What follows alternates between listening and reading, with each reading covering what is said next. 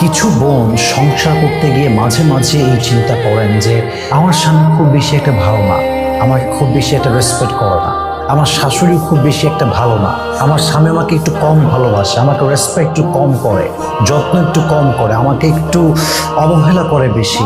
তো আমার মনে হচ্ছে যে আমি এই স্বামীর থেকে ডিভোর্স নিয়ে নেবো, আমি একে বাদ দিয়ে আরেক জায়গায় বিয়ে বসবো।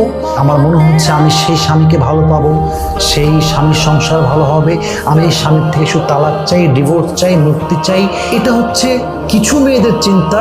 এই মুহূর্তে আমি দেখতে পাচ্ছি বলতে গেলে অনেক মেয়ে এই চিন্তায় মগ্ন আছে, কারণ আমি অনেক বোনদের মেসেজ আমার পেজে পাই, সেখান থেকে আমি অবজার্ভ করে এই মেসেজটা সবাইকে দিচ্ছি যাতে করে আপনি আপনার লাইফে রাইট ডিসিশন নিতে পারেন। মাথায় রাখবে বোন, যত তালাকের চিন্তা আপনাকে উদ্বুদ্ধ করে যে তালাক নাও, ডিভোর্স নাও, নিজের জীবন গড়ো, এই করো সেই করো, এই স্বামী ভালো না, আর এক ছেলে ভালো হবে, এই ভালো হবে সেই ভালো হবে, এই চিন্তাগুলো মূলত আপনাকে শয়তান দেয়। এটা শয়তানের চিন্তা।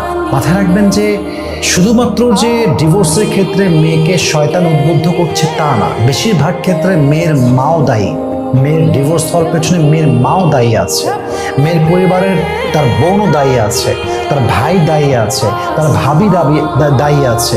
ইভেন আপনি অবাক হয়ে যাবেন যে অনেক মেয়ে স্বামীর থেকে ডিভোর্স নেওয়ার জন্য মরিয়া হয়ে থাকে, পাগল হয়ে থাকে। ওই যে শয়তানের ধোঁকা, পরিবারের ধোঁকা। পরিবার বলছে আরে তুই চলে আয়, এটা তোর জন্য পারফেক্ট না, তুই এটা ডিজার্ভ করিস না, you deserve better, come here, we will manage everything, চলে আয়, সব দেখে নিব। এই কথাগুলো মেয়েকে মোটিভেট করছে ডিভোর্স নেওয়ার জন্য। কিন্তু মেয়েটা সমাজের বাস্তবতা এখনো বোঝে নাই। মেয়েটা বোঝে নাই যে আমি যদি ডিভোর্সের কলঙ্কে একবার কলঙ্কিত হয়ে যাই, আমার নেক্সটের জীবনটা কি হবে।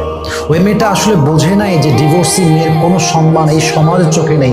থাকতে পারে সম্মান তার অনেক বেশি, বাট সমাজ তাকে সেই সম্মানটা